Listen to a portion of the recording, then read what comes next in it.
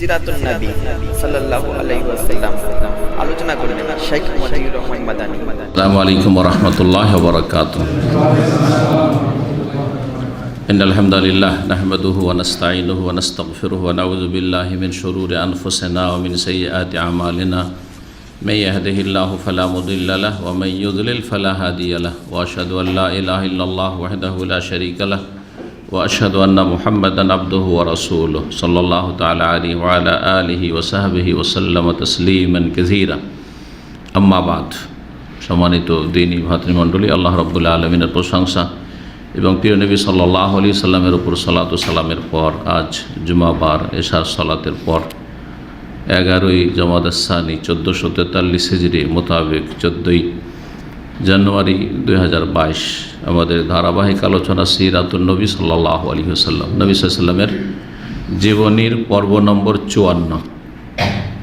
বিষয়বস্তু খন্দকের যুদ্ধের দ্বিতীয় পর্ব। খন্দকের যুদ্ধ সম্পর্কে গত সপ্তাহে প্রথম একটা অংশ আলোচনা করেছি, আর তারপরে বাকি অংশটুকু আজকে আলোচনা করব। খন্দকের যুদ্ধে আলী রাদিয়াল্লাহু তাআলা আনহুর লড়াই কাফের যোদ্ধা আমর ইবনে আবদে উদ্দের সাথে, এবং সেই কাফের নিহত হয়। আর সেখানে যে চেষ্টা চালিয়েছিল কাফেররা যে কোনোভাবে ভিতরে প্রবেশ করার, তাতে তারা ব্যর্থ হয়। প্রখ্যাত সাহাবী সাদ বিন মুআয রাদিয়াল্লাহু তাআলা আনহু তিনি আহত হন, আর তারপরে তিনি আহত অবস্থায় থেকে কিছুদিন পরে শাহাদাত বরণ করেন, ইন্তেকাল করেন রাদিয়াল্লাহু তাআলা আনহু আরদাহ। এই পর্যন্ত আলোচনা হয়েছিল। সাদ বিন মুআয রাদিয়াল্লাহু তাআলা আনহু কে আল্লাহ রাব্বুল আলামিন বিশেষ একটি কাজের জন্য কুরাইজার যুদ্ধ এবং কুরাইজা যে ইহুদিরা গাদ্দারি করেছিল তাদের শাস্তির ঘোষণা শোনাবার জন্য আল্লাহ রাব্বুল তাকে জীবিত রেখেছিলেন। নাহলে সাধারণত এরকম আহত অবস্থায় কেউ বাঁচে না। যেই শিরায় তাকে আঘাত লেগেছিল তাতে সাধারণত মানুষের রক্তক্ষরণ কন্টিনিউ হতে থাকে আর বাঁচে না। কিন্তু এটিও ছিল তার কারামত এবং রাসূলুল্লাহ সাল্লাল্লাহু আলাইহি ওয়াসাল্লামের মুজিজা এবং তার দুয়ার বরকত। তিনি দোয়া করেছিলেন যে আল্লাহুম্মা লা তুমিতনি হাত্তা তাকাররা আইনি মিন কুরাইজা। আল্লাহ, আমাকে অতক্ষণ মরণ দিও না যতক্ষণ পর্যন্ত কুরাইজার শাস্তি দিয়ে আমার চক্ষু শীতল না হয়। কুরাইজা যে গাদ্দারি করেছে মুসলিমদের সাথে এবং ইহুদিদের সাথে চুক্তি রয়েছে সাহাবায়ে কেরামদের রাসূলুল্লাহ সাল্লাল্লাহু আলাইহি ওয়াসাল্লাম, তারপরে চুক্তি ভঙ্গ করে কাফেরদের সাথে মিলে গেছে, কাফেরদের সহযোগিতা করেছে এবং প্রকাশ্যে তারা চুক্তি ভঙ্গ করে ঘোষণা করেছে যে আর কোনো চুক্তি নাই আমাদের।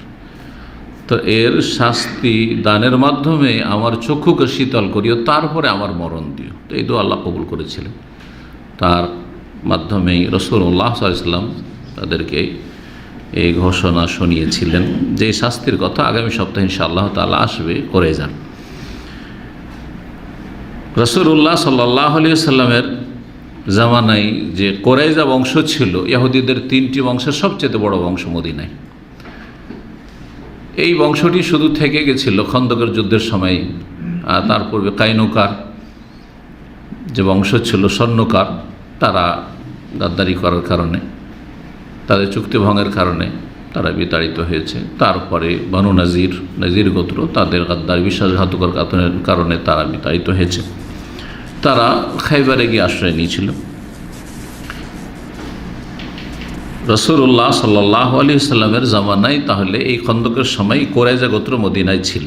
এদের গাদ্দারি সম্পর্কে আজকে আলোচনা, এদের গাদ্দারি সম্পর্কে। আর তারপরে এই খন্দকের যুদ্ধ, যার অপর নাম হচ্ছে আহজাবের যুদ্ধ, এর সমাপ্তি কী করে ঘটলো আর কিভাবে শেষ হলো, কিভাবে কাফের সেনাদল চারিদিক থেকে মদিনা ঘেরাও করার পর ছেড়ে পালাতে বাধ্য হইল, এই নিয়ে আলোচনা ইনশাআল্লাহ তাআলা শেষ হবে। বনু নাজির যে গোত্র ইহুদিদের, তাদের সরদার বা তাদের নেতা ছিল হুয়াই বিন আখতাব। এই ইহুদি নেতা হচ্ছে রাসূলুল্লাহ সাল্লাল্লাহু আলাইহি সাল্লামের প্রিয়তমা সহধর্মিণী উম্মুল মুমিনিন সাফিয়া রাদিয়াল্লাহু তাআলা আনহার পিতা, সাফিয়া বিনতে হুয়াই, হাদিসের কিতাবে এসেছে। তিনি বড় একজন নেতার কন্যা ছিলেন।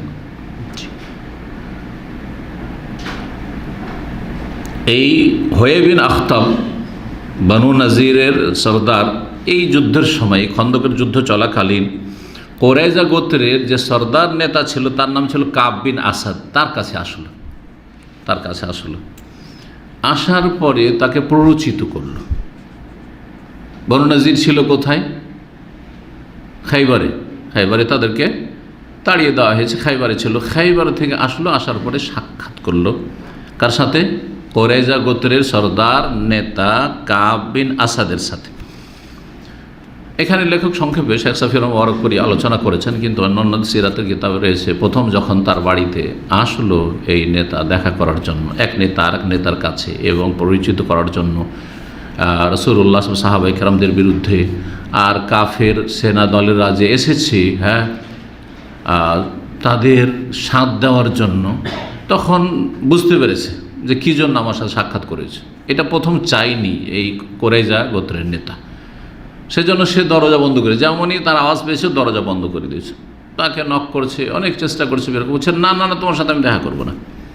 কিন্তু অনেক চেষ্টার পরে সে তার দরজা খুললো, দেখা সাক্ষাৎ করলো, এবং তাকে বলল যে আরে এইটাই সুযোগ, এই সুযোগের সুযোগ, চারিদিক থেকে এত বড় একটা বিশাল সেনা দল মদিনার অবরোধ করেছে, এদের যদি সাথ না দাও তো এইরকম বেটার চান্স আর আসবে না, এই সুযোগটা গ্রহণ করো।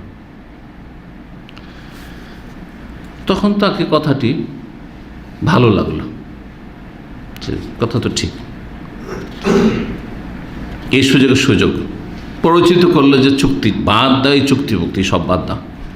কাব বিন আসাদ কোরাইজা গোত্রের নেতা তখন চুক্তি ভঙ্গ করল, এবং কোরাইশ আর মুশরিক যে বাহিনী ছিল তার মধ্যে সবচেয়ে বড় সংখ্যায় ছিল এ গেতফান বংশ, যে নাজদ এলাকা থেকে, কাসিম, রিয়াদ, এসব এলাকা থেকে এরা গিয়েছিল, এদের সাথ দিয়ে দিল খোলাখুলি। কোরাইজা গোত্র বসবাস করতো কোথায়? মদিনার দক্ষিণ দিকে। কোবা মসজিদ তো পর্যন্ত গেছেন, তাই না? কোবা মসজিদের পেছন দিকে, এটা তো দক্ষিণ দিকে মদিনা, তার পেছন থেকে কোরাইজাদের এলাকা আছে। আর মসজিদে নববী হচ্ছে সেখান থেকে উত্তর দিকে, খন্দক তার থেকে উত্তর দিকে। তো মুসলিমরা এবং মুসলিমদের ছেলেমেয়েরা, নারীরা, তারা ছিল উত্তর দিকে। তাহলে কোরাইজার লোকেরা যদি মদিনায় ঢুকে পড়ে আর মদিনায় এই দিক থেকে আক্রমণ করে, তো সামনে কিন্তু সাহাবায়ে কেরামদের কেউ নেই প্রতিরক্ষার জন্য, কেউ নেই। কোথায় আছে তারা? উত্তর দিকে কাফেরদের সেনা দলের সামনে, ওই খন্দকে যেখানে পরীক্ষাক্ষণ করে সেখানে তারা পাহারা দিচ্ছে, সেখানে তারা প্রস্তুত হয়ে রয়েছে যে কোনো অবস্থায় লড়াই এর জন্য বা এগিয়ে আসলে প্রতিহত করতে হবে এই জন্য। তাহলে এটা বড়ই ভয়ানক পরিস্থিতি ছিল যে এদিকে দক্ষিণ দিকে কোরাইজা থাকে, আর তারপরে হচ্ছে মসজিদে নববী বা মদিনার যে বসবাসের এরিয়া, এই এলাকাতে যদি এরা আক্রমণ করে দেয় এই দিক থেকে, তাহলে তো নারীদেরকে শেষ করে ফেলবে, শিশুদেরকে শেষ করে ফেলবে, সব শেষ করে ফেলবে। এইরকম পরিস্থিতি চিন্তা করেন, মানুষ নিজের জীবন দিতে পারে কিন্তু নিজের স্ত্রী, ছেলে মেয়ে ঝুঁকি নিতে পারে না। এটা বড়ই ভয়াবহ পরিস্থিতি। এই খবর পৌঁছিল রাসূলুল্লাহ সাল্লাল্লাহু আলাইহি ওয়াসাল্লামকে যে কোরাইজারা একেবারে প্রকাশ্যে কাফের মুশরিকদের সাথ দিয়ে দিয়েছে। রাসূলুল্লাহ সাল্লাল্লাহু আলাইহি ওয়াসাল্লাম মাসলামা বিন আসলামকে 200 মুজাহিদিন নিয়ে প্রেরণ করলেন, এবং যায়েদ বিন হারেসার সাথে 300 মুজাহিদিনকে পাঠালেন, 500 লোক, যে তোমরা তাড়াতাড়ি যাও, এখানে কাফেরদের সামনে খন্দকে এখানে অবস্থান করলে হবে না, আমাদেরকে নিজের পরিবার, নারীদের, শিশুদের বাঁচাইতে হবে, যাও মদিনার গিয়ে পাহারা দাও। সাদ বিন মুআয রাদিয়াল্লাহু তাআলা এবং সাদ বিন উবাদা, এরা আওস এবং খাজরাজের বড় নেতা খাজরাজ বংশের আনসার, তাদেরকে বেশ কয়েকজন আনসারি সাহাবাই কেরামদেরকে নিয়ে পাঠালেন যে তোমাদের সাথে তো খাতির আছে কুরাইজা গোত্রের নেতাদের সাথে, যাও একটু খবরটা জেনে আসো যে খবরটা সত্যতা কতটুকু, যে আসলে কি তারা গাদ্দারি করেছে আর কাফেরদের সাথে মিশে গেছে। তারা সেখানে গেল, তাদের সাথে কথা বললো, তো দেখলো যে যা শুনেছি তার চাইতে মারাত্মক অবস্থা, তার চাইতে মারাত্মক অবস্থা। প্রকাশ্যে তারা কি করলো, গালাগালি শুরু করলো, শত্রুতা পোষণ করলো এবং রাসূলুল্লাহ সাল্লাল্লাহু আলাইহি ওয়াসাল্লামকে গালমন্দ করা শুরু করলো এই কুরাইজার ইহুদিরা। এবং তারা বলল যে মান রাসূলুল্লাহ, রাসূলুল্লাহ আবার কি, চিনি না তাকে, জানি না তাকে, তার সাথে কোনো চুক্তি হয়নি। লা আহাদা বাইনানা ওয়া বাইনা মুহাম্মদ ওয়াল আকদা, আমাদের মাঝে মুহাম্মাদের মাঝে সাল্লাল্লাহু আলাইহি ওয়াসাল্লাম কোনো রকমের চুক্তিও নেই, কোনো রকমের এই রকমের কোনো কন্ডিশনও নেই, কিছু নেই, এরকম কিছু হয়নি, সন্ধি হয়নি। ফিরে আসলেন এই আনসার কয়েকজন যে গিয়েছিলেন তারা প্রতিনিধি, এসে রাসূলুল্লাহ সাল্লাল্লাহু আলাইহি ওয়াসাল্লাম বললেন যে ইয়া রাসূলুল্লাহ, অবস্থা খুব খারাপ, এদের অবস্থা হচ্ছে আদল এবং কারার মতো, আদল এবং কারা এদের কাহিনী। এরা যে গাদ্দারি করেছিল রাসূলুল্লাহ সাল্লাল্লাহু আলাইহি ওয়াসাল্লামের কয়েকজন সাহাবাই কেরামের সাথে, তাদেরকে ডেকে নিয়ে গিয়ে যে এরা কোরআনের শিক্ষা দিতে যাবে, তো এই ঘটনার সাথে জড়িত ছিল। রাজির ঘটনা, দুটো ঘটনা, মর্মান্তিক ঘটনা বর্ণনা করেছিলাম কয়েক সপ্তাহ আগে। একটা হচ্ছে রাবেগ এলাকার 10 জন সাহাবাই কেরামকে তাদেরকে ডেকে নিয়ে গিয়েছিল যে পাঠান, তারা কোরআনও শিখাবে আর ইসলামের দাওয়াত দেবে, এটা হচ্ছে রাজির ঘটনা। এই এলাকায় আদল কারা এই বংশগুলি বসবাস করত। আর একটা গাদ্দারের ঘটনা ঘটেছিল যেখানে 70 জন সাহাবাই কেরামকে রাসূলুল্লাহ সাল্লাল্লাহু পাঠিয়েছিলেন আর তাদের সবকে হত্যা করে দিয়েছিল, শহীদ হয়েছিলেন, তার একজন শুধু বেঁচে ফিরেছিলেন। এটা ছিল আপনার এই নাজদ এলাকার দিকে, নাজদ এলাকার দিকে, রিয়াজ থেকে কাসিম এই এলাকার দিকে, এসব এলাকাকে নাজদ বলা। তো সাহাবীরা এসে বললেন ওই আনসারি সাদ বিন মুআয, সাদ বিন উবাদা, ইয়া রাসূলুল্লাহ, এদের অবস্থা, গাদ্দারির অবস্থা হচ্ছে আদল কারার মতো অবস্থা, যেমন তারা ডেকে নিয়ে গাদ্দারি করেছে ওইরকম এরাও গাদ্দারি করেছে। লোকজন টের পেয়ে গেলেন, সাহাবাই কেরামগণ সবাই টের পেয়ে গেলেন যে ব্যাপার স্যাপার খারাপ, করে যা গাদ্দারি করেছে, আর করে যত আমাদের ছেলে মেয়ে আর পরিবার তাদের পাশে আছে, ওই দিক থেকে আক্রমণ করে দিতে পারে, আমাদের ঘর বাড়িতে আক্রমণ করতে পারে, সবকে হত্যা করে দিতে পারে, আমরা খবর পাবো না, এখানে আমরা পাহারায় থেকে যাব। প্রচণ্ড ভয়ে ভীত হলে স্বাভাবিক প্রাকৃতিক বিষয়টা, সবাই ভয়ে ভীত হবে যত ঈমান মজবুত হোক না কেন। এই চিত্রটিকে আল্লাহ রাব্বুল আলামিন সূরা আহজাবের একটি আয়াতে তুলে ধরেছেন। আমি গত সপ্তাহে বলেছিলাম যে সূরা আহজাবে 27টির মতো আয়াত রয়েছে যাতে এই খন্দকের যুদ্ধের বিভিন্ন চিত্রগুলি, দৃশ্যগুলি তুলে ধরা হয়েছে। তার একটি আয়াত এই পরিস্থিতিটাকে আল্লাহ রাব্বুল সেখানে তুলে ধরেছেন। ওয়াইজাগাতিল আবসার, স্মরণ করো যেই সময় তোমাদের চক্ষুগুলি স্থির হয়ে গেছিল। মানুষ যখন ভীত হয় তখন চোখে পলক মারে না, হ্যাঁ, ভয়ে চোখে পলক মারে না, হতভম্ব, চক্ষু স্থির হয়ে যাকে বলা হয়েছে।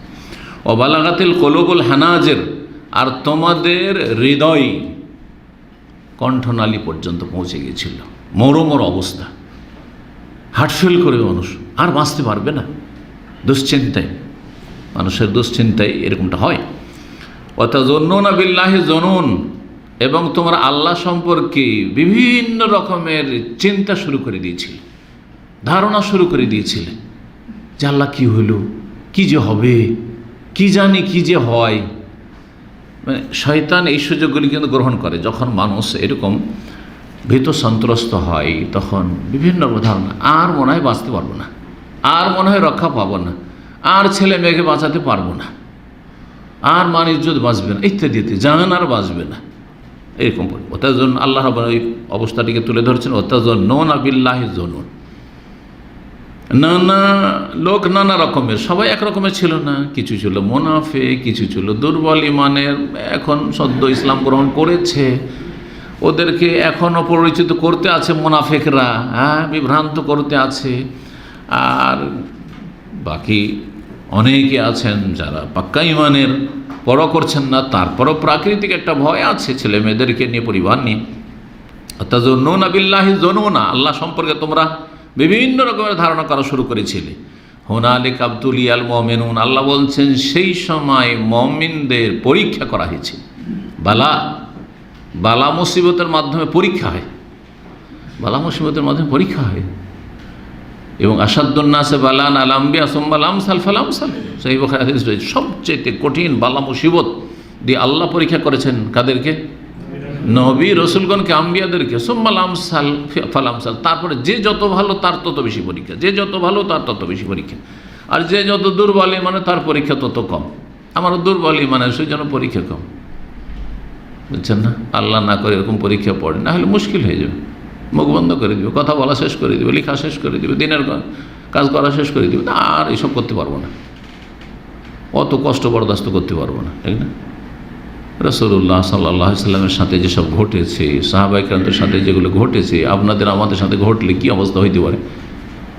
হ্যাঁ, দিশেহারা হয়ে যাবে, চুপ করে বসে যাবেন, কথা আত্মগোপন করবেন। হুনালিকা ইবতুলিয়াল মুমিনুন, সেই সময় মুমিনদের পরীক্ষা করা হয়েছিল বিপদ আপদের মাধ্যমে, বালার মাধ্যমে। জুলজিলু জিলজানান শাদীদা, এবং তাদেরকে ভয়ঙ্করভাবে প্রকম্পিত করা হয়েছিল। জালজালা মানে হচ্ছে প্রকম্পিত করা, জমি কেঁপে উঠে, এজন্য ভূমিকম্পকে কি বলা হয়? জিলজাল বা জালজালা বলা হয়। ইজা জুলজিলাতিল আরদু জিলজালাহা ওয়া জুলজিলু জিলজানান শাদীদা। সেই সময় কারা খাঁটি মুমিন আর কারা মুনাফিক সেটা সুস্পষ্ট ওঠে। এই পরিস্থিতি দুর্দিনে বোঝা যায় যে কে খাঁটি মুসলিম আর কে দুনিয়ার স্বার্থে মুসলিম। জি হ্যাঁ, দুঃখের সময় কষ্টের সময় যেমন বন্ধু চেনা যায়, ঠিক তেমনি দুঃখের সময় কষ্টের সময় খাঁটি মুসলিম চেনা যায়, আর দুর্বল ইমানের মুসলিমদেরকে চেনা যায়। মুনাফিক কপটগুলি কি চেনা যায়? মুনাফিক ছাঁটাই হয়ে যাবে, মুনাফিক ছাঁটাই হয়ে যাবে। লিয়ামিজাল্লাহুল খাবিসা মিনাত তাইয়্যিব, আল্লাহ কোরআনে অন্য জায়গায় বলেছেন। আল্লাহ রাব্বুল এই রকমের ভয়াবহ পরিস্থিতির মাধ্যমে খাবিস থেকে তৈয়বকে, কে পাক পবিত্র, কে ইমানদার, আর কে নোংরা, আর কার মধ্যে নোংরামি ভরা আছে, কার মধ্যে মুনাফিক কপটতা ভরা আছে, আল্লাহ কি করতে তামিজ করতে চান, আল্লাহ পৃথক করে দিতে চান, জি ছাঁটাই করে দিতে চান।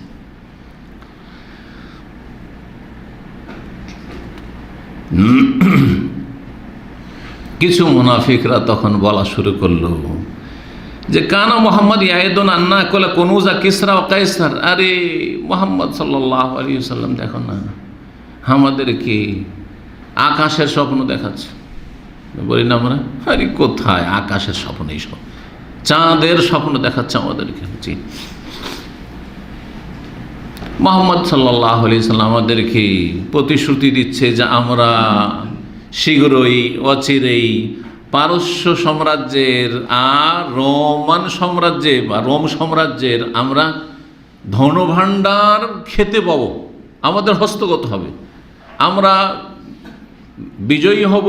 হ্যাঁ, রোম দেশে আমাদের হস্তগত হবে, আমাদের হস্তগত হবে পারস্য সাম্রাজ্য। তখনকার যুগে বড় দুটো শক্তি, আজকাল যেমন পৃথিবীতে দুটো শক্তি সবচাইতে বড়, আর তারপরে একসময় ছিল রাশিয়া, এখন চায়না আগে বাড়তে যাচ্ছে, ঠিক না?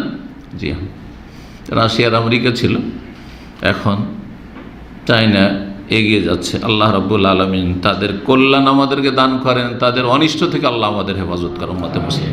জি, জানি না কার দ্বারা কল্যাণ হয়, সুতরাং সবসময় এই দোয়া করতে হবে, আল্লাহ যে কোনো ব্যক্তির, যে কোনো জাতির কল্যাণগুলি মুসলিম উম্মাকে দান করো, আর তাদের অকল্যাণ থেকে, অনিষ্ট থেকে, তাদের ক্ষয়ক্ষতি থেকে আমাদেরকে রক্ষা করো, উম্মতে মুসলিমাকে রক্ষা করো। জি,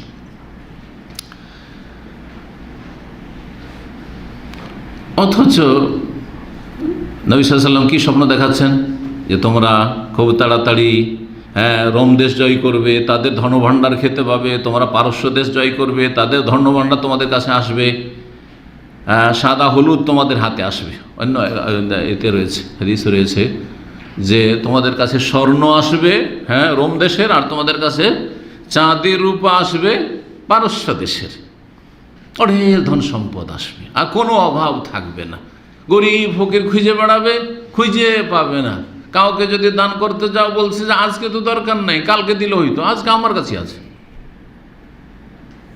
এইরকম পরিস্থিতি তৈরি হবে। এসব কথা নবী করিম সাল্লাল্লাহু আলাইহি সাল্লাম সান্ত্বনা দেওয়ার জন্য মানুষকে বলতেন যে দেখো দেখো এই সব কথা বলে, অথচ ও আহাদুনা লা ইয়ামানু আলা নাফসি আন ইয়াযবাল গায়ত, অথচ আমরা বাথরুমে যেতে পারছি না, পেশাব পায়খানা যেতে ভয় লাগছে যে কি জানি গেলাম মেরে দিবে, বাসা থেকে বেরোতে পারছি না, বাড়ি থেকে বেরোতে পারছি না, নিজের জায়গা থেকে খেমা থেকে তাঁবু থেকে বেরোতে পারছি না, আর আমাদেরকে এইসব আকাশ ছোঁয়া স্বপ্ন দেখাচ্ছে।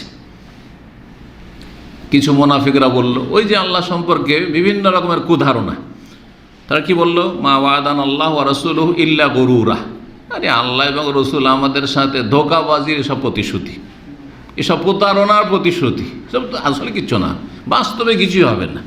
কোথায় রোম আর কোথায় পারস্য, ওই সব স্বপ্নই শুধু স্বপ্ন হয়ে থেকে যাবে, স্বপ্নের কোনো বাস্তবায়ন হবে না, এসব ধোঁকাবাজি।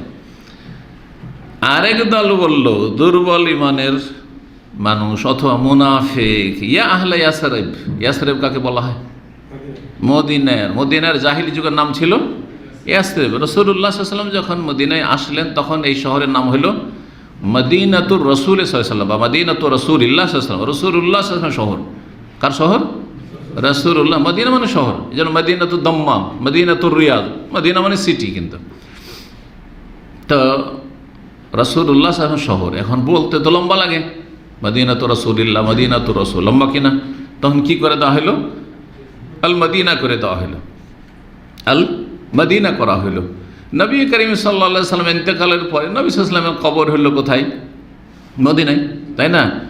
তখন এটা সুফিদের পরিভাষা আল মদিনাতুল মুনাওয়ারা। আসলে মদিনাতুল মুনাওয়ারা কি ছিল, আল মদিনাতুল মুনাওয়ারা বেকবরি রাসূল সাল্লাল্লাহু আলাইহি ওয়াসাল্লাম, এরকম ছিল যে এমন শহর, এমন সিটি যেটা রাসূলুল্লাহ সাল্লাল্লাহু আলাইহি ওয়াসাল্লামের কবরের মাধ্যমে আলোকিত।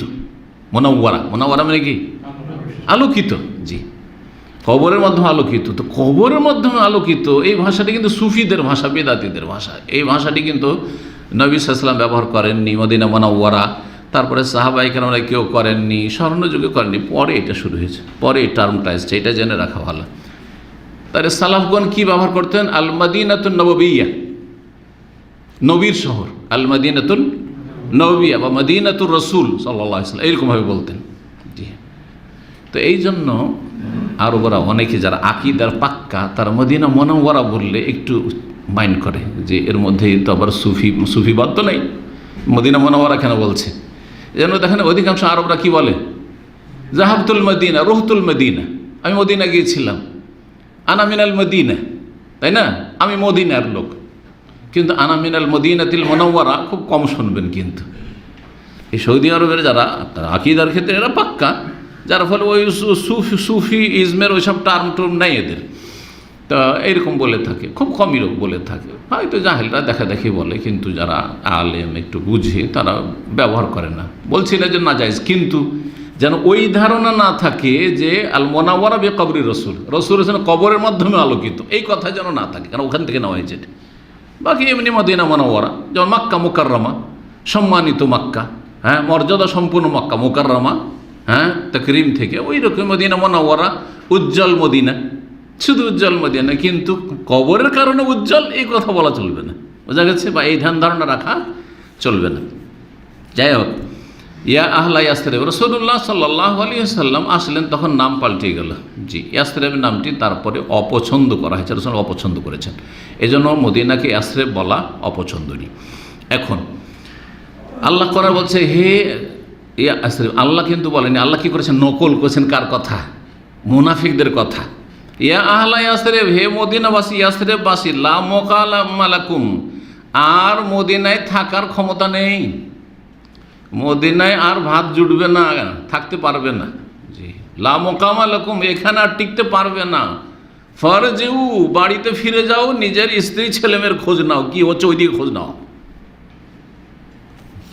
এর উদ্দেশ্য কি, উদ্দেশ্য হচ্ছে মনোবল আরো দুর্বল করে দেওয়া, কারণ মুনাফিকদের মনোবল এমনি দুর্বল, আল্লাহ পরকালে বিশ্বাসী নয়, আল্লাহর ওয়াদাতে বিশ্বাসী নয়, আল্লাহর যে আসমানি সাহায্য নেমে আসে যেটা অসাধারণ অকল্পনীয়, মানুষ কল্পনা করতে পারে যে কীভাবে আল্লাহর সাহায্য নেমে আসতে পারে।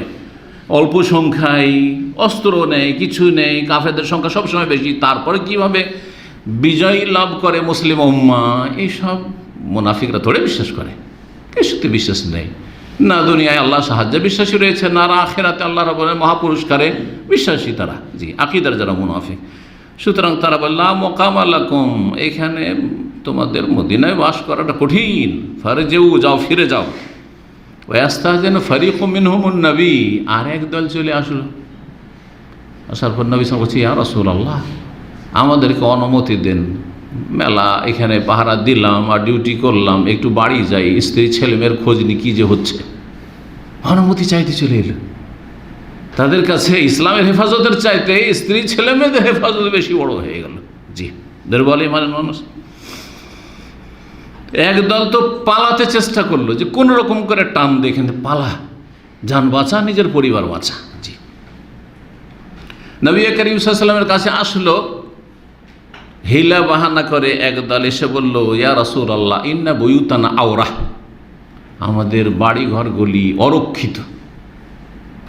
অরক্ষিত কারণ যে কোনো সময় হামলা হয়ে যেতে পারে, আমরা খুব অশান্তিতে আছি, সুতরাং আমাদেরকে কি করেন, অনুমতি দেন, যাই একটু স্ত্রী ছেলেমেয়ের পরিবারের খোঁজ নিই, সাংসারিক বাড়িতে কি হচ্ছে খোঁজ নিই। আল্লাহ বলছেন অমাহিয়া বি আওরা, আসলে অরক্ষিত নয়, আল্লাহ রক্ষার দায়িত্ব নিয়েছেন। ইন ইউরিদুনা ইল্লা ফিরারা, তাদের অসৎ উদ্দেশ্য হচ্ছে পালায়ন করা, উদ্দেশ্য হচ্ছে কোন রকম এখান থেকে পালা, কারণ মুনাফিকই ভিতরে ভরা আছে, এখন বিপদের সময় সেগুলি উন্মোচিত হচ্ছে, মুখোশ উন্মোচন হচ্ছে। রাসূলুল্লাহ সাল্লাল্লাহু আলাইহি ওয়াসাল্লাম পর্যন্ত বিচলিত হলেন যখন তাদের গাদ্দারির কথা, এই কোরাইজার গাদ্দারির কথা পৌঁছিল। তারপর রাসূলুল্লাহ সাল্লাল্লাহু আলাইহি ওয়াসাল্লাম কাপড় দিয়ে মাথাটা ঢেকে নিয়ে ঘুমটা টানার মতো করে তিনি আল্লাহ রাব্বুল আলামিনের জিকির আজকার করলেন, দোয়া করলেন এবং কিছুক্ষণ তিনি শুয়ে পড়লেন। জি, বেশ কিছুক্ষণ অবস্থান করলেন, তারপরে দাঁড়ালেন আর বললেন তারপরে আল্লাহু আকবার, আল্লাহু আকবার, ওবাশশারাল মুসলিমিনা বিল ফাতহি ওয়ান নাস, তারপরে সুসংবাদ দিলেন। হয়তো সেই সময় ওহী নাজিল হয়ে গেছে আল্লাহর পক্ষ থেকে রাসূলুল্লাহ সাল্লাল্লাহু আলাইহি ওয়াসাল্লামের উপর, যে অবশ্যই তোমরা বিজয়ী হবে, চিন্তা করিও না, বিচলিত হইও না। কোরাইজা গাদ্দারি করেছে, তাতে কি হয়েছে? চারিদিক থেকে সমস্ত কুফরি শক্তি এসে ঘেরাও করেছে মদিনা, তাতে কি হয়েছে? আমি তো সব কিছু মানি। কাতাবাল্লাহ, আল্লাহ এই কথা লিখে রেখেছেন তার লৌহে মাহফুজে, লা আগলিবান্না আনা ওয়া রাসূলি, আমি অবশ্যই বিজয়ী হব এবং আমার রাসূলগণ বিজয়ী হবেন। জি, ওয়া আনতুমুল আ'লাউনা ইন কুনতুম মুমিনিন, তোমরাই উপরে থাকবে, নেতৃত্ব দেবে যদি সত্যিকার ইমানদার হও। তো সত্যিকার ইমানদার হও, তোমাদের কাজ তোমরা করো, আল্লাহর কাজ আল্লাহ করবেন।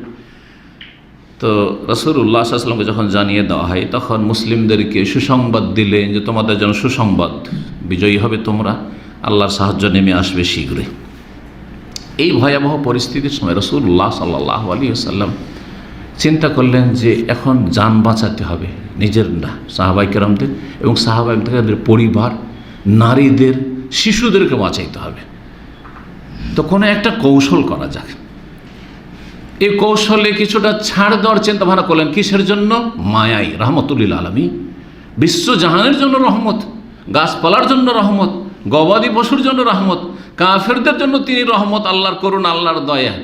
তাহলে রাসূলুল্লাহ সাল্লাল্লাহু আলাইহি ওয়াসাল্লামের সাহাবায়ে কেরামদের বিবিগণ, মহিলারা, শিশুরা, তাদের জন্য কত তিনি মায়া মমতা রাখতেন আর দয়া রাখতেন অন্তরে। তিনি চিন্তা করলেন যে এদেরকে সুরক্ষিত করি, যাক কিছু ছাড় দিতে হোক আর কিছু দুর্বলতা প্রকাশ করতে হোক, কিন্তু নারীদেরকে সুরক্ষিত করি, শিশুদেরকে সুরক্ষিত করি। যার ফলে তিনি যোগাযোগ করলেন গেতফান বংশের নেতা ওয়াইনা বিন হিসন, দুর্দান্ত বেদুইন ছিল। আর বেদুইনরা কিন্তু আমাদের দেশের আদিবাসীদের মতো, জানেন কি না? আদিবাসীদের সাথে কোনো যোগাযোগ আছে কারো? আদিবাসী বুঝেন? সাঁওতাল বুঝেন? সাঁওতাল এলাকায় করতে গেছেন?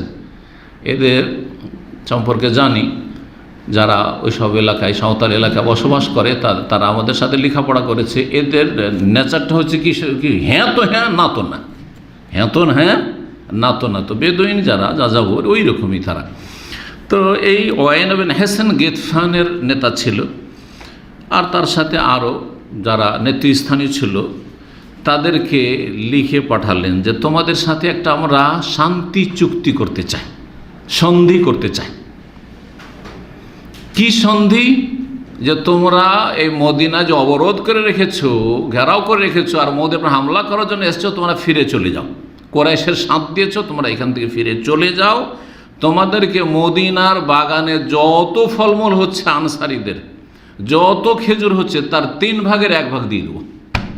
আল্লাহু আকবার। কিসের জন্য? শুধু মুসলিমদের, নারী শিশুদের জান মালের এবং ইজ্জত আবরুর হেফাজতের জন্য এই চুক্তির প্রস্তাব পাঠালেন। প্রাথমিক একটা খসড়াও তৈরি হয়ে গেল, লেখা হয়ে গেল, কিন্তু শুধু 2 পক্ষ থেকে স্বাক্ষর হয়নি, স্বাক্ষর হতে বাকি। কি শর্তের ওপর? যে গিতফান বংশকে নিয়ে তোমরা এখান থেকে কি করবে? সরে পড়বে, চলে যাবে তোমরা, জি, আর অবরোধ করে রাখবে না। আনসারদের নেতা সর্দার ছিলেন সাদ বিন মুআয আর সাদ বিন ওবাদা। একটু আগে তাদের কথা বললাম, জি, তাদের বড় ভূমিকা ছিল এই ক্ষেত্রে। তারা বললেন যে ইয়া রাসূলুল্লাহ, আপনি যে এই সিদ্ধান্তটা নিলেন, এটা কি আল্লাহর পক্ষ থেকে ওহীর মাধ্যমে নির্দেশ, হুকুম, যেটা আমাদের জন্য পালন করা ফরজ, নাকি আপনার এটি হচ্ছে ইজতিহাদ, যে আপনি চিন্তা করেন যে এতে কল্যাণ আছে, তাদের সাথে একটা সন্ধি চুক্তি করি আর তাদেরকে মদিনার 3 ভাগের 1 ভাগ খেজুর, আঙ্গুর যা কিছু হচ্ছে দিয়ে দেবো, আর এর মাধ্যমে তাদেরকে ফিরিয়ে দিব, অন্তত এই বড় একটা সেনাদলকে সরিয়ে ফেলে তারপরে কুরাইশদেরকে সামলে নিতে পারবো। তাহলে আর কুরাইশরা কিছু করতে পারবে না, যেভাবে হোক না কেন কুরাইশদেরকে এখান থেকে তাড়ানো সম্ভব হবে না।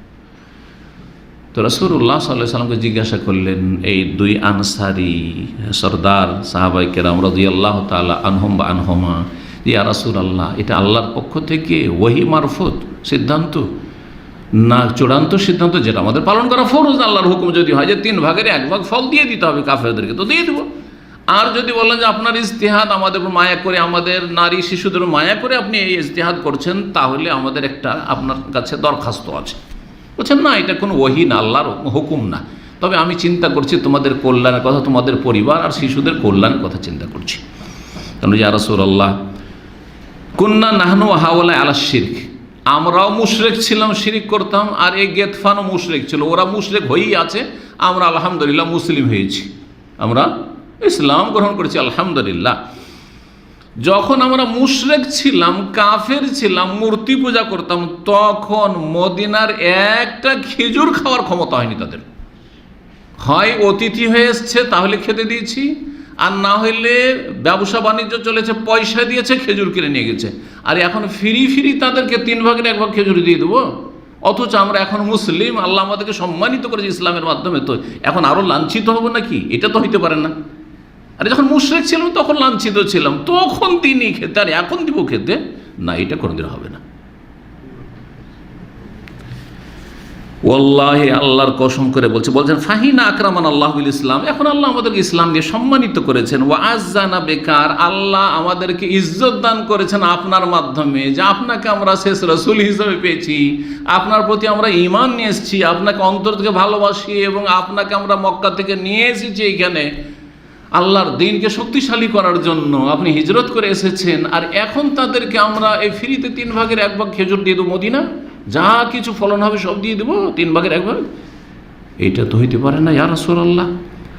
নতিম আমওয়ালান, আমাদের ধন সম্পদ তাদেরকে দিয়ে দেবো? ওয়াল্লাহি, আল্লাহর কসম করে বলছি ইয়া রাসূলুল্লাহ, লা নূতিহিম ইল্লা সাইফ, তাদেরকে তলোয়ার ছাড়া কিছু দেব না। তাদের সাথে কথা হবে তরবারি দিয়ে, ফল দিয়ে নয়, খেজুর দিয়ে নয়। এটা হইতে পারে না। রাসূলুল্লাহ সাল্লাল্লাহু আলাইহি ওয়াসাল্লাম তাদের মত টিকিয়ে বললেন যে ঠিক আছে, তাহলে তোমরা যখন বলছো তাহলে তোমাদেরটাই ঠিক। তাই রাসূলুল্লাহ সাল্লাল্লাহু আলাইহি ওয়াসাল্লাম পরামর্শের ক্ষেত্রে সাহাবায়ে কেরামদের কাছে পরামর্শ নিয়েছেন এবং তাদের মতের মূল্যায়ন করেছেন, কদর করেছেন, মর্যাদা দিয়েছেন। এমন না জারি তোমাদের বলার কি আছে, আমি বলছি। আনানিয়াত যেটাকে বলা হয়, এখন আয়কত্ব, এটা ছিল না। আল্লাহ কোরআনে রাসূলুল্লাহ সাল্লাল্লাহু আলাইহি ওয়াসাল্লামকে বলছেন ওয়াশাবিরহুম ফিল আমরি, তুমি সাথী সঙ্গীদের কাছে পরামর্শ নাও বিভিন্ন বিষয়ে।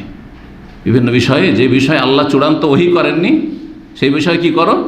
পরামর্শ নেও। আল্লাহ প্রশংসা করেছেন মুমিনদের, সাহাবায়ে কেরামদের, আর তারপরে বলছেন দ্বিতীয় আয়াত, ওয়া আমরুহুম শুরা বাইনাহুম, তাদের আপোষে কাজকর্ম সম্পাদিত হয় মশওয়ারা, পরামর্শের ভিত্তিতে। আর মশওয়ারা পরামর্শ হয় যোগ্যদের কাছে, ইলেকশনের মতো নয়। জাহেল, মূর্খ, সৎ, অসৎ, কাফের, মুসলিম, হ্যাঁ, পাপি তাপি, ভালো মন্দ, চলে তলে সব এক, না না না, এটা নয়। কথা বলছেন না? এই আয়াত পেশ করে বড় বড় তফসির মাহফিলের বক্তারা বলছে, দেখেন আল্লাহ কোরআনে ইলেকশনের কথা বলেছেন, ভোটের কথা বলেছেন, আল্লাহ কোরআনে গণতন্ত্রের কথা বলেছেন। কত বড় এটা হচ্ছে অপব্যাখ্যা, এটা তাহরিফ, এটা অর্থের কি অপব্যাখ্যা, যেটা চরম অপরাধ। জি, চরম অপরাধ। এটা ছোটোখাটো গুনাহ নয়, কাবিরা গুনাহ যে কোরআনের কেউ তাহারি অপব্যাখ্যা, ভুল ব্যাখ্যা করবে দুনিয়ার উদ্দেশ্যে, রাজনৈতিক স্বার্থে, আর নিজের ইসলামী গণতন্ত্রকে মানুষের কাছে সুন্দর করে পেশ করার জন্য ইসলামের ভুল ব্যাখ্যা করে জাহান্নামের দিকে নিয়ে যাবে। আল্লাহ এদের হেদায়েত দান করুন, যারা বেঁচে আছে এবং যারা তাদের মারা গেছে, আল্লাহ তাদেরকে মাফ করুন।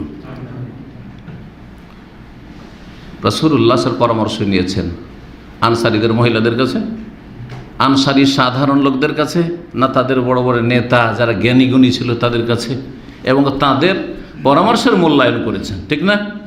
বিয়ে শাদী করবেন, পরামর্শ যাত্রার কাছে এখানে নেবেন, চেনেন না চেনেন, সৎ অসৎ, না ভালো মানুষের কাছে দেখবেন জানেন এর মধ্যে কি ভালো, বেশ মাশাআল্লাহ, দেখি শাইখের কাছে একটু পরামর্শ নিই, দেখি অমুকের কাছে পরামর্শ, ঠিক না?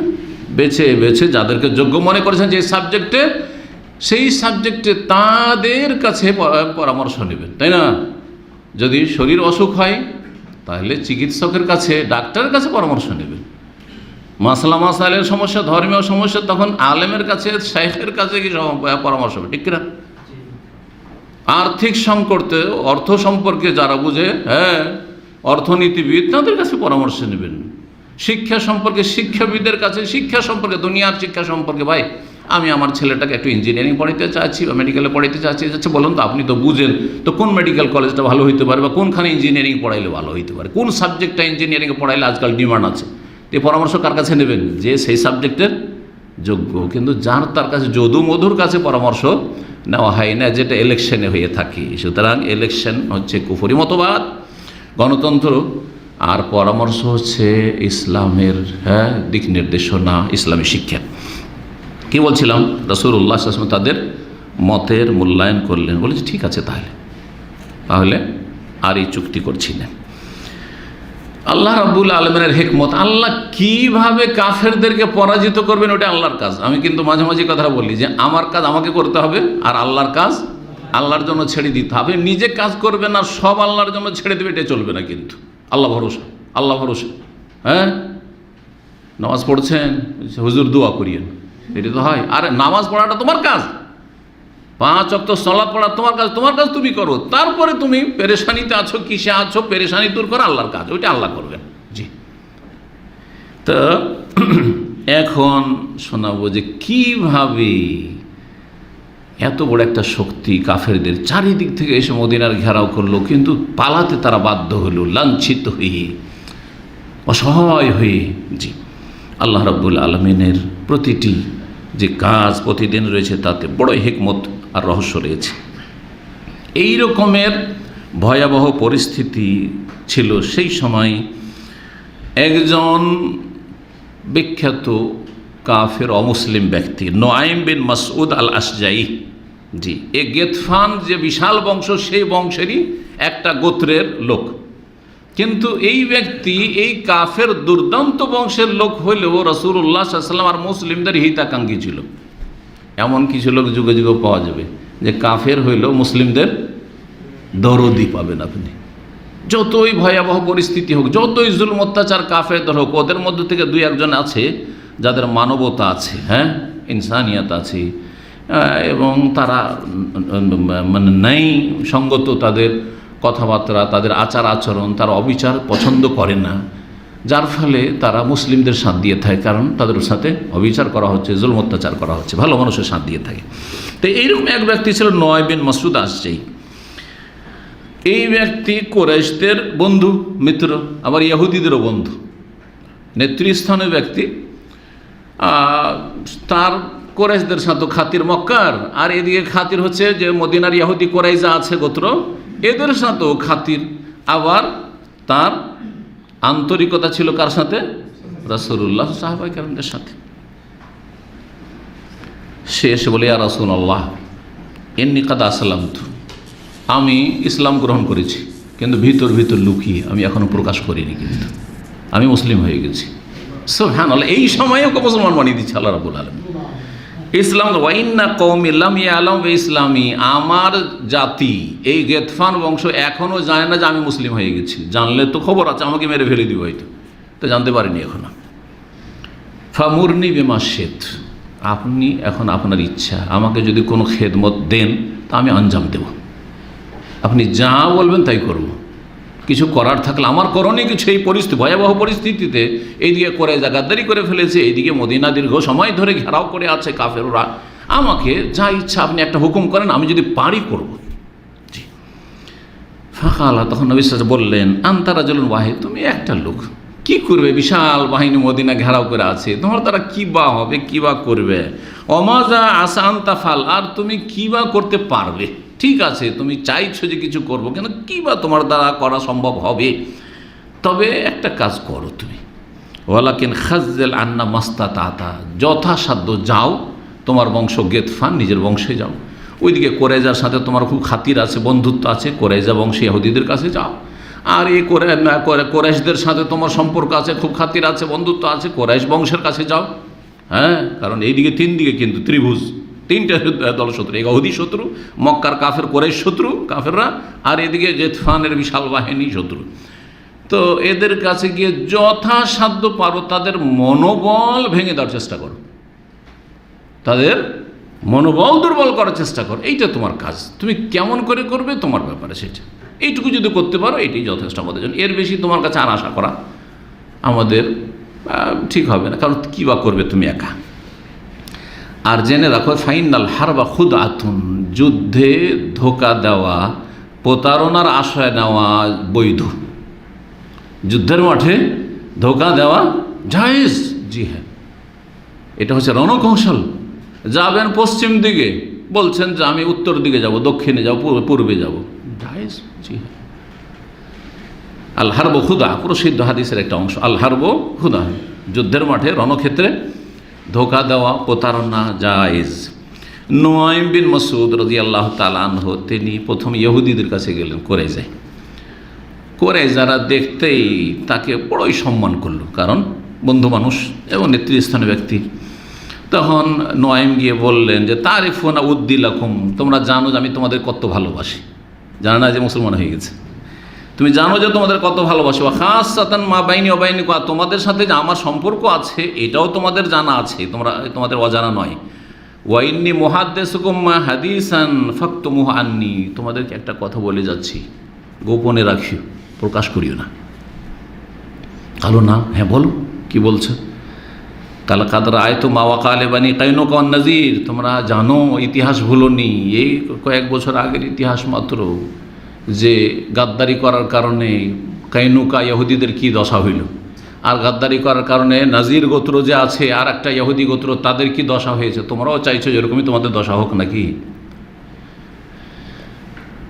ওয়াকাদ জাহারতুম কুরাইশান ওয়া গেতফান, আর তোমরা কিন্তু প্রকাশ্যে সাথ দিয়ে দিয়েছো কুরাইশ কাফেরদের এবং গেতফান যে বিশাল বাহিনী কাফের দেশে, তাদের সাথ দিয়ে দিয়েছো। ওয়াহুম লাইসু মিসলাকুম, তারা কিন্তু তোমাদের মতো না, তোমাদেরকে মদিনাতেই থাকতে হবে, মদিনার বাসিন্দা তোমরা, তোমাদের সাথে রাত দিন দেখা হবে মুহাম্মদ রাসূলুল্লাহ সাল্লাল্লাহু আলাইহি ওয়াসাল্লাম সাহাবায়ে কেরামদের সাথে, ওদের সাথে তোমাদেরকে চলতে হবে। ওরা আজকে এসেছে, আজকে আছে, কালকে নাই, চলে যাবে। মক্কার লোকেরা মক্কা চলে যাবে, গেতফানরা ওই নাজ থেকে আসে, নাজদে চলে যাবে, ওদের কি চিন্তা?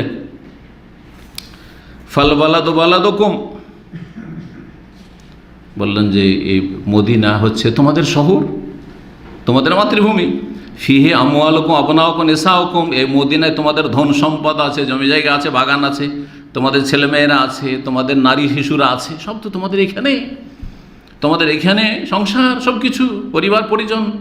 লা তাকদিরুনা আন তাতাহাওয়ালু মিন ইলা গায়রিহি, মদিনা থেকে অন্য জায়গায় যাওয়া এত সহজ নয় যে সব ছেড়ে ছুড়ে চলে যাবে আর সব কিছু উঠিয়ে নিয়ে যাবে, এটাও সম্ভব নয় যে রাতারাতি চলে যাবে একটা জায়গা থেকে। পক্ষান্তরে ওয়াম্মা বালাদুহুম ওয়ামওয়ালুহুম নিসাউহুম ফাবাঈদা, এ গিতফান কুরাইশ এদের দেশ, এদের এলাকা হচ্ছে অন্য এলাকা, এদের ধন সম্পদ এখানে মদিনায় কিছুই নেই, এদের নারীরা শিশুরা দূরে আছে, হাতের নাগালে নেই রাসূলুল্লাহ সাল্লাল্লাহু আলাইহি ওয়াসাল্লাম সাহাবায়ে কেরামদের যে এত সহজে পেয়ে যাবে।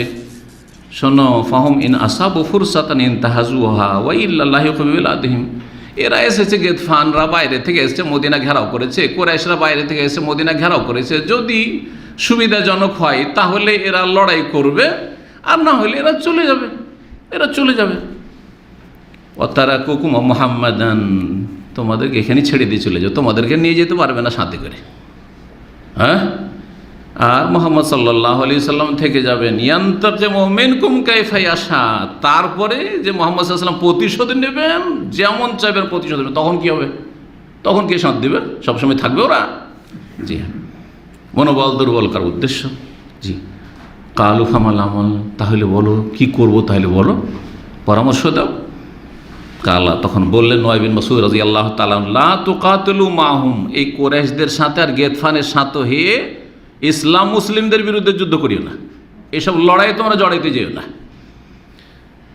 তবে যখন তোমরা প্রকাশ করেই দিয়েছো শত্রুতা, আর তারপরে তোমরা চুক্তিভঙ্গ করে ফেলেছো, একটা শর্ত লাগিয়ে দাও। ঠিক আছে, কুরাইশ তোমাদের সাথে আছি, গিতফান তোমাদের সাথে আছি, কিন্তু একটা শর্ত। কি শর্ত? আমরা লড়াই করব, কিন্তু আমাদেরকে তোমাদের বংশের কিছু লোক আমাদেরকে দিতে হবে কি হিসাবে? জিম্মি হিসাবে। জিম্মি বুঝেন তো? জিম্মি করে রাখা, যে কোন রকম কিছু হইলে আমরা ওদেরকে জিম্মি করে রাখবো, ওদেরকে ছেড়ে তোমরা যেতে পারবে না, ওদেরকে রক্ষা করার জন্য আমাদেরকে রক্ষা করবে। তোমরা এই নয় যে জান বাঁচিয়ে তোমরা চলে গেলে, এমনটা করতে পারবে না। আমরা আজকে সাথ দিলাম আর কালকে তোমরা পালিয়ে গেলে, তখন আমরা যে মরবো, তো এইটা চাই না। তোমাদের কিছু লোক আমাদের কাছে জিম্মি হিসাবে দাও, হ্যাঁ, রাহায়েন, যেটাকে বলা হয় রাহায়েন, জিম্মি হিসাবে দাও, তাহলে ঠিক আছে। কাকে বলতে বললো? কোরাইজাকে বললো যে গিতফানকে আর কোরাইশকে বলো যে তোমাদের কিছু লোক যোদ্ধা আমাদের সাথে থাক, আমাদের সাথে থাকবে, ওরা যাবে না, সবসময় এখানে থাকবে, আর কোনো রকম হইলে ওরা সুখে দুঃখে আমাদের সাথ দেবে, এরকম। তখন কোরাইশা বলল, না, এই কোরাইজা ইহুদিরা বলল, লাকাদ আশারতা বির রায়, তুমি ভালোই কিন্তু পরামর্শ দিয়েছো, এটা ভালো পরামর্শ দিয়েছো। নোয়াইম তখন চললো কার কাছে? কোরাইশ বংশের ওই যে সেনা দল আছে ওদের কাছে চললো, ওদের মনোবল দুর্বল করার জন্য। এবং কোরাইশ যে বড় বড় নেতারা ছিল তাদের সাথে গিয়ে মিটিং করলো, গিয়ে বললো, দেখো তাআলামুনা উদ্দিল্লাকুম, কেমন ভালোবাসি তোমাদেরকে জানা আছে, তোমাদের সাথে যে আমার খাতির সেটা তোমাদের জানা আছে, অনুসিয়েলিক, আমি তোমাদের জন্য হিতাকাঙ্ক্ষী, এটাও ভালো করে জানো। কারণ আমি, হ্যাঁ অবশ্যই তুমি খুব দরদি মানুষ, হিতাকাঙ্ক্ষী মানুষ। কালা, তখন বলছেন নবী মাসউদ, ফাইন্নি মুহাদ্দিসুকুম হাদিসান ফাকতুমান্নি, তোমাদেরকে একটা কথা বলবো, কাউকে বলবে না, কথাটা লুকিয়ে রেখে গোপনে। কালু নাফাল, ঠিক আছে তাহলে। কালা, দেখো ফাইন ইয়াহুদ কাদ নাদিমু আলা নাকদিম আহাদা মুহাম্মদ, দেখো ইহুদিরা যে কোরাইশ আছে না, এরা চুক্তি ভঙ্গ করে দিয়েছে মুহাম্মদ সাল্লাল্লাহু আলাইহি ওয়াসাল্লামের সাথে, চুক্তি ভঙ্গ করে তোমাদের সাথ দিয়েছে, দিয়ে এখন ফেঁসে গেছে, এখন নিজেরে অনুতপ্ত লজ্জিত যে হাই কী করলাম। এখন তারাই কিন্তু দ্বিধাগ্রস্ত, কি করবে না করবে দিশেহারা। জি হ্যাঁ, ওয়াখাফু আনতার যে ওয়াতাতরুকুহুম মাহু, আর তাদের এখন আশঙ্কা হচ্ছে যে তোমরা তো চলে যাবে আর তাদেরকে ছেড়ে দিয়ে চলে যাবে অসহায়, তো তারা কি করবে এই নিয়ে চিন্তায় তারা পড়ে গেছে। তো তোমরা তো এখানকার লোক না, বলছেন যে তাদের আশঙ্কা হচ্ছে যে তোমরা কি করবে, চলে যাবে। কাকে বলছেন? নয় বিন মাসউদ কোরাইশদেরকে বলছেন যে তোমরা ছেড়ে দিয়ে চলে যাবে আর তারা অসহায় এখানে থেকে যাবে। সুতরাং তারা ভিতর কি করেছে, মুহাম্মদ সাল্লাল্লাহু আলাইহি ওয়াসাল্লামের সাথে গাদ্দারি করার পরে আবার তার সাথে যোগাযোগ করেছে, চিঠিপত্রের মাধ্যমে যোগাযোগ করেছে। কি যোগাযোগ করেছে? যে কোরাইশদের কাছ থেকে কিছু লোককে জিম্মি হিসাবে রাখবো, আর জিম্মি হিসাবে রাখার পরে মুহাম্মদ সাল্লাল্লাহু আলাইহি ওয়াসাল্লামের হাতে তুলে দিব ওদেরকে। এবার বুঝতে পেরেছেন বিষয়টা? এখন তো বড় ভয়ের বিষয় রে, গিয়ে কী করলো রে, যে কোরাইশা আমাদের সাথ দিল ইহুদিরা, আর ইহুদিরা আবার আমাদের সাথে গাদ্দারি করছে, হ্যাঁ আমাদের সাথে সাথ দিয়েছে, আর দেওয়ার পরে এদিকে ভিতর মুহাম্মদ সাল্লাল্লাহু আলাইহি ওয়াসাল্লামের সাথে যোগাযোগ করে নিয়েছে যে আমাদের কাছ থেকে কিছু লোকে জিম্মি হিসাবে নেবে, আর নেওয়ার পরে হস্তান্তর করবে কার? রাসূলুল্লাহ সাল্লাল্লাহু আলাইহি ওয়াসাল্লামের। সুম্মা ইউআলুনাহু আলাইকুম, তারপরে রাসূলুল্লাহ সাল্লাল্লাহু আলাইহি ওয়াসাল্লামের সাথে তারা খাতির জমিয়ে নেবে, মিত্রতার সম্পর্ক স্থাপন করবে। তো এই যোগাযোগ করেছে, চিঠিপত্রের মাধ্যমে যোগাযোগ যখন করেছে, তো ফারাজিয়া বেজালিকা রাসূলুল্লাহ এর ওপর সম্মতি প্রকাশ করেছে। তাহলে ঠিক আছে, মানে তোমাদের লোকগুলিকে নিয়ে কার হাতে তুলে দেবেন? নবী সাল্লাল্লাহু আলাইহি ওয়াসাল্লামের হাতে তুলে দেবেন। আর এই কথাতে নবী সাল্লাল্লাহু আলাইহি ওয়াসাল্লাম এগ্রি হয়েছে যে ঠিক আছে, তাহলে ধরে দাও, কুরাইশের কিছু লোক এইভাবে আমাদেরকে দাও, আমাদের হাতে থাকবে। সুতরাং তোমরা ফাহজারহুম, সাবধান সাবধান, ফাহজারহুম, সুতরাং সাবধান। কার থেকে সাবধান? কুরাইশকে কাকে বলছে? যে এই কুরাইশা যে ইহুদিদের থেকে সাবধান। ভিতর ভিতর কিন্তু তোমাদের লোক নিবে, লোক নেওয়ার পরে রাসূলুল্লাহ সাল্লাল্লাহু আলাইহি ওয়াসাল্লামের হাতে তুলে দিবে। আর একটা কথা শুনে রাখো, তোমাদের সাথে যোগাযোগ করবে কিন্তু, আর তোমাদের কাছে কিছু লোক জিম্মি হিসাবে চাইবে। যদি চাই তো দিও না, কারণ দিলেই কিন্তু হস্তান্তর করে দিবে মুহাম্মদ সাল্লাল্লাহু আলাইহি ওয়াসাল্লামের হাতে।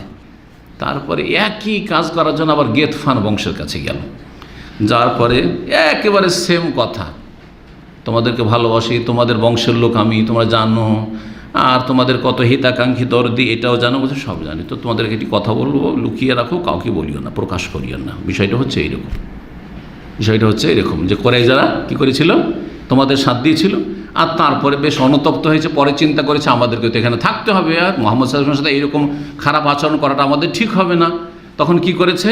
ভিতর ভিতর যোগাযোগ করে নিয়েছে রাসূলুল্লাহ সাল্লাল্লাহু আলাইহি ওয়াসাল্লামের সাথে, আর তারা খুব অনুতপ্ত, লজ্জিত। আর তারপরে তোমাদের কাছ থেকে কিছু লোকে জিম্মি হিসাবে রেখে মুহাম্মদের হাতে তুলে দেবে, এই রকম তারা করার পরিকল্পনা নিয়েছে। এই রকম পরিকল্পনার কথা বলে একে অপরের সম্পর্কে কি করে দিল? হ্যাঁ, যেন একটা মানে সন্দিহান হয়ে পড়ে, যারে কি হচ্ছে, কি করছে আমার সাথে বা আমাদের সাথে। এর মাধ্যমে মনে সংশয় জেগে উঠল, আর ফাটল ধরল। এই তিনটি দলে, ইহুদি আর কুরাইশ মক্কার কুফার আর গেতফান কাফিররা, এদের মাঝে ফাটল ধরে গেল।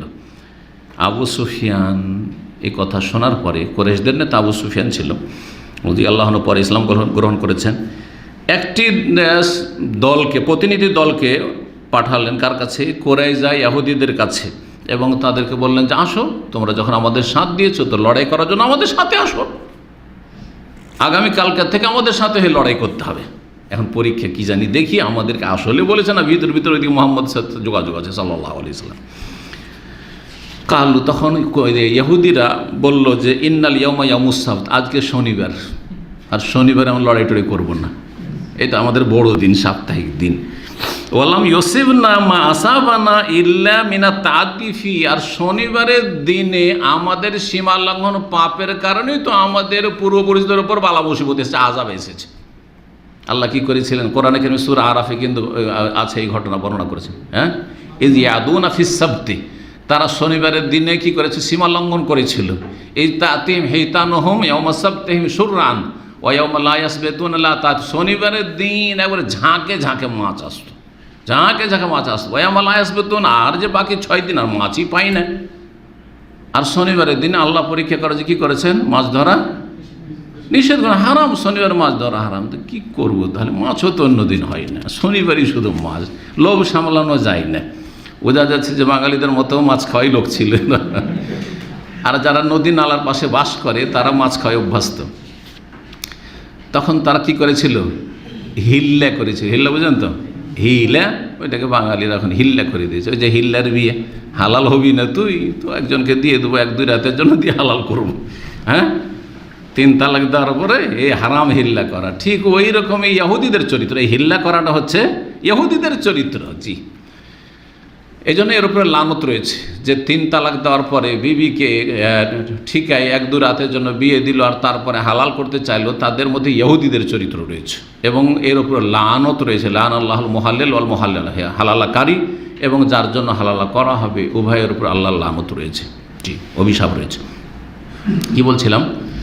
যে আল্লাহ কোরআনে এখানে বর্ণনা করেছেন যে অন্য দিন আর মাছ টাছ আসে না, তখন তারা কি করেছিল? যে শনিবারে মাছ আটকে রেখে দিয়ে আর রবিবারের দিন ধরে নেব। জি, এই যে হিলা। তো না না না, শনিবারের দিন লড়াই শুরু করতে যাব না। জি,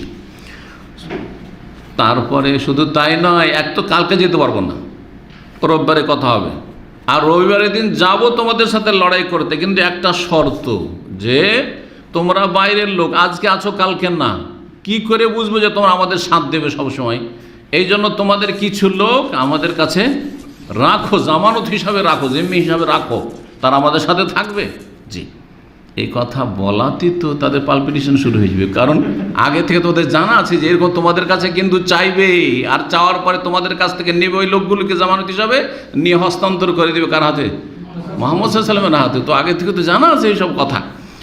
তো এই ইহুদিরা বললো, সুম্মা ইন্না লা নুকাতিলু মাকুম হাত্তা তুতুনা রাহায়ানা মিনকুম, তোমাদের সাথে লড়াই অতক্ষণ করব না যতক্ষণ পর্যন্ত আমাদেরকে কিছু লোক না দিবে জামানত হিসাবে, যারা আমাদের কাছে থাকবে, লেকাই লা তাতরুকুনা, যাতে আমাদের ছেড়ে না পালাইতে পারো তোমরা। হ্যাঁ, ও তাযহাবু ইলা বিলাদিকুম, তোমরা আপনার দেশে চলে গেলে আর আমরা মরলাম, এমনটা যেন না হয়।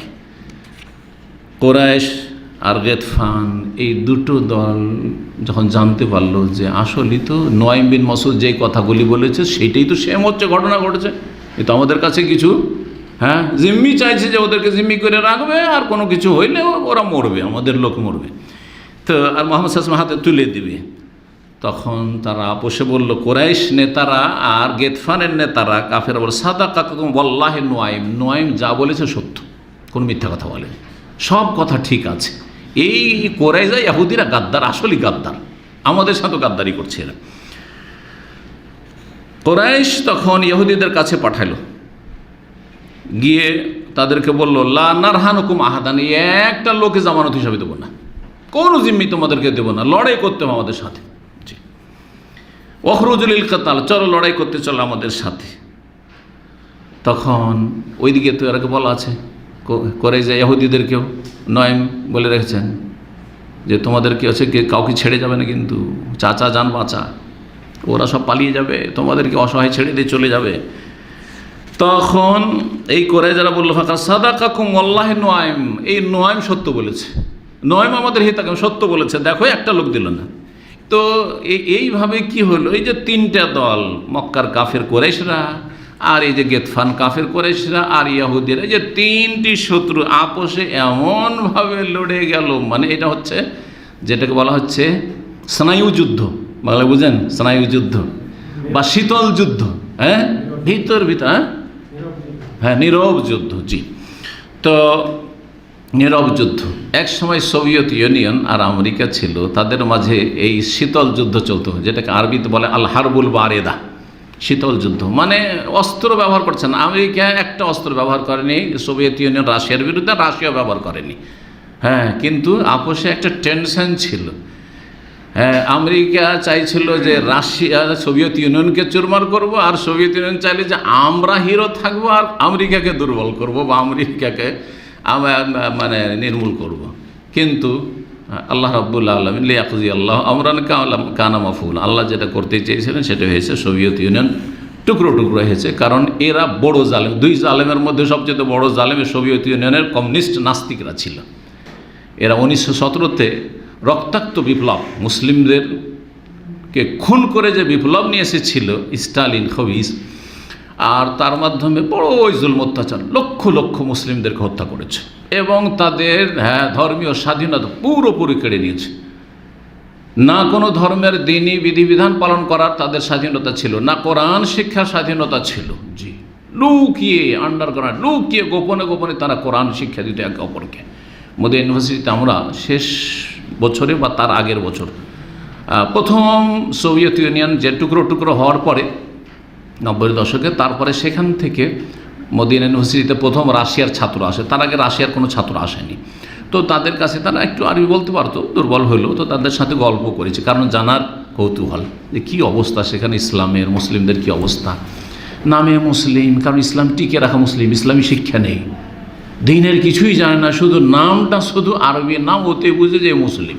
ইসলামের কিছু একটা জানার ব্যবস্থা নেই, শিক্ষার ব্যবস্থা নেই, নেই মসজিদ, নেই মাদ্রাসা, নেই ইসলামী শিক্ষার চর্চা, নেই কোনো রকমের দাওয়াত নিষিদ্ধ সব। এইরকম জালেম ছিল এই সোভিয়েত ইউনিয়নের এই নাস্তিক কমিউনিস্ট লাআনাহুমুল্লাহ। আল্লাহ রাব্বুল তাদেরকে টুকরো টুকরো করেছেন, আলহামদুলিল্লাহ রাব্বিল আলামিন। জি, তো কি বলছিলাম, কথা লম্বা হয়ে যাচ্ছে। যেখানে পৌঁছেছিলাম সেটা হচ্ছে যে এইভাবে যে তিনটা কাফের শক্তি ছিল, হ্যাঁ, কুরাইশ, তারপরে গেতফান বাইরের শক্তি, আর মদিনার যারা গাদ্দারি করে ইহুদিরা তাদের সাথে মিলেছিল, তিনটি শক্তি আপোষে একে অপর সম্পর্কে কী হয়ে গেল, সন্দিহান হয়ে গেল, আর আপোষে তাদের ফাটল ধরে গেল। মুসলিমরা আল্লাহর কাছে দোয়া করতে আছেন, রাসূলুল্লাহ সাল্লাল্লাহু আলাইহি ওয়াসাল্লাম দোয়া করতে আছেন, আল্লাহ মাস্তুর আওরাতেনা, আল্লাহ আমাদের মান ইজ্জতকে ঢেকে রাখো, মান ইজ্জত রক্ষা করো। ও আমিন রাও আতেনা, আমাদের ভয়ভীতিকে দূর করো, আমাদেরকে নিরাপদ করো আমাদের ভয়ভীতির ক্ষেত্রে। রাসূলুল্লাহ সাল্লাল্লাহু আলাইহি ওয়াসাল্লাম খুব দোয়া করতে থাকলেন এবং তার সাথে আল্লাহ মুনজিল আল কিতাব, হে আল্লাহ কিতাব নাযিলকারী, সারি আল হিসাব, তুমি দ্রুত হিসাব গ্রহণকারী, ইহজামিল আহজাব, বহুমুখী যে সেনাদল এসেছে এই সেনাদলকে তুমি পরাজিত করো। আল্লাহ মাহজিমহুম বা জালজিলহুম, আল্লাহ তাদেরকে পরাজিত করো, তাদেরকে প্রকম্পিত করো। জি, আল্লাহ রাব্বুল আলামিন দোয়া কবুল করে রাসূলুল্লাহ সাল্লাল্লাহু আলাইহি ওয়াসাল্লাম। সুতরাং প্রচণ্ড ঠান্ডার সময় আর প্রচণ্ড ঘূর্ণিঝড় শুরু হইল, ঘূর্ণিঝড়, রাতের অন্ধকার, গভীর অন্ধকারে আর ঘূর্ণিঝড় শুরু হইল। এর মাধ্যমে আল্লাহ রাব্বুল আলামিন কাফেরদেরকে ছিন্ন ভিন্ন করে দিলেন। জি, ফেরেশতা নেমে এসেছে মুসলিমদের সাহায্যের জন্য, এবং এই ঘূর্ণিঝড়ের সাথে তাদের অন্তরকে প্রকম্পিত করা হয়েছে কাফের শক্তিগুলির, এবং তাদেরকে ভীত সন্ত্রস্ত করা হয়েছে। এতে হইল কি, এমন ঝড় হলো, এমন ঝড় যে তাদের যে হাঁড়ি বাসন পাত্র ছিল সব উল্টে পাল্টে বিক্ষিপ্ত হয়ে কোথায় উড়ে চলে গেল। তাদের যে সব খেমাগুলি ছিল, তাঁবু লাগিয়েছিল, সব উড়ে কোথায় নিশ্চিহ্ন হয়ে চলে গেল। আর এত প্রচণ্ড ঠান্ডা যে আর থাকতেই পারছে না, 1 মিনিট বরদাস্ত হচ্ছে না। এমনি মদিনার ঠান্ডা প্রচণ্ড ঠান্ডা, শীতকালে যারা মদিনাতে থেকেছেন জানেন। আর তারপরে তার সাথে যদি ঘূর্ণিঝড় আর প্রচণ্ড বেগে বাতাস বহে, তাহলে কি অবস্থা হইতে পারে, আর থাকতে পারছে না। তখন আর উপায় নেই, পালা, থাকা যাবে না, সব পালাতে শুরু করলো, প্রস্তুতি নিল যে পালা, তাড়াতাড়ি পালা, এই রাতেই পালাইতে হবে। এই সময় রাসূলুল্লাহ সাল্লাল্লাহু আলাইহি ওয়াসাল্লাম, কেন খন্দক পরীক্ষা যে গর্ত খনন করা আছে তার ওপাশে ওরা আছে, অন্ধকারে কিছু দেখা যাচ্ছে না, রাতের অন্ধকার, কি অবস্থায় আছে, কে খবর নিয়ে এসে দেবে। সহিহ মুসলিমে এই হাদিসটি এসেছে, এই সিরাত সম্পর্কে এই হাদিসটি। রাসূলুল্লাহ সাল্লাল্লাহু আলাইহি ওয়াসাল্লাম বললেন যে তোমাদের মধ্যে কে আছে যে আতিনি বেখাবারিল কওম, এই কাফের সেনা দলের সংবাদটা আমার কাছে এনে দিতে পারবে। জি, গুপ্তচর হিসাবে যাবে, আর যাওয়ার পরে তাদের অবস্থা দেখবে, তাদের মন মানসিকতা দেখবে, তারা কি করছে, তারা পালাচ্ছে না এখনও আছে, আর আছে তো তাদের মানে তাদের মনের অবস্থা কীরকম, তারা কি টিকে থাকবে না তাদের অবস্থা মনোবল দুর্বল হয়ে পড়েছে, এই খবরগুলি কে এনে দেবে রাতের অন্ধকারে, কি পরিস্থিতি একটু খবর এনে দেবে। কেউ কথা বলছেন না, কে আছে কেউ বলছে না, কেউ সাহস করছে না। এত প্রচণ্ড ঝড়, ঘূর্ণিঝড়, তার সাথে প্রচণ্ড ঠান্ডা, কে সাহস করে? সুবহানাল্লাহ, সবাই চুপ আছেন যে আর কাউরি দ্বারা এটা হয়ে যায়। কারণ নবী সাল্লাল্লাহু আলাইহি ওয়াসাল্লাম তো নাম ধরে বলেননি, কেউ একজন গেলি হয়, কেউ একজন গেলি হয়, কেউ যেতে চাইছে না, চুপচাপ আছে সবাই। 3 বার বলেছেন, তারপরে কেউ বলছে না। তখন রাসূলুল্লাহ বলছেন যে হুযায়ফা, বলছে হ্যাঁ ইয়া রাসূলুল্লাহ আমি আছি। হুযায়ফা তুমি যাও, ইযহাব, হ্যাঁ, আর তারপরে ওয়াতি বেখাবারিল কওম, যাও এই কাফেরদের কি খবর, খবরটা নিয়ে আসো এখন গিয়ে। হুযায়ফা বলছেন যে আর তো কোনো উপায় নেই, কারণ আমার নাম ধরিয়ে দিয়েছে রাসূলুল্লাহ সাল্লাল্লাহু আলাইহি ওয়াসাল্লাম। তখন রেডি হইলাম, বলছেন যখন বের হইলাম এই এলাকাতে কোনো ঝড় নেই, নবী সাল্লাল্লাহু আলাইহি ওয়াসাল্লাম সাহাবারা আছেন খেমাতে, কোনো কিছু নেই, কিন্তু জি বের হইলাম, প্রচণ্ড ঠান্ডা অনুভব করছিলাম, খেমাতে ছিলাম। তখন বাইরে যখন বের হইলাম আর ওইদিকে গেলাম, তো বলছে যে যেন আমি গরম পানির গোসলখানায়, হাম্মামকে হাম্মাম কেন বলা, গোসলখানাকে হাম্মাম বলা হয় জানেন কি? আজকাল বাথরুম কি মানে যেখানে পেশাব পায়খানা করছে সেটাকে হাম্মাম বলছেন, কিন্তু আসলে হাম্মাম হচ্ছে গোসলখানা, হাম্মাম হচ্ছে গোসলখানা। তো গোসলখানাকে হাম্মাম কেন বলা হয় জানেন? হা মিম মিম মানে হচ্ছে এই ওয়াসুকু মান হামিমা, উত্তপ্ত পানি, গরম পানিকে হামিম বলা হয়েছে। জাহান্নামীদের পানি হবে মান হামিম, গরম পানি। তো হাম্মামকে হাম্মাম, গোসলখানাকে হাম্মাম এই জন্য বলা হয় যে প্রাচীন যুগে রাস্তার পাশে পাশে বিভিন্ন জায়গায় মুসাফিরদের জন্য কি করা থাকতো, গোসলখানা তৈরি করা থাকতো, আর সেখানে গরম পানির ব্যবস্থা থাকতো।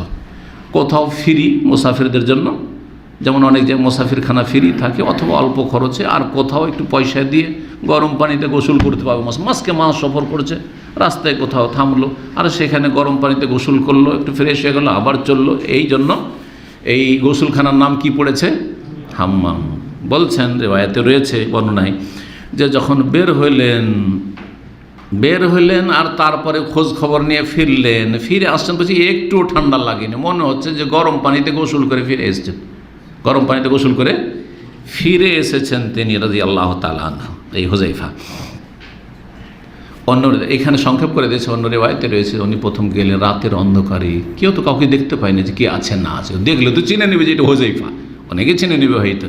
রাতের অন্ধকারে চুপচাপ গিয়েছে, যাওয়ার পরে সেখানে গিয়ে চুপচাপ বসে আছে, এদিক সেদিক ঘুরছে, খোঁজ খবর নিচ্ছে, একটা লোকের পাশে গিয়ে বসেছে।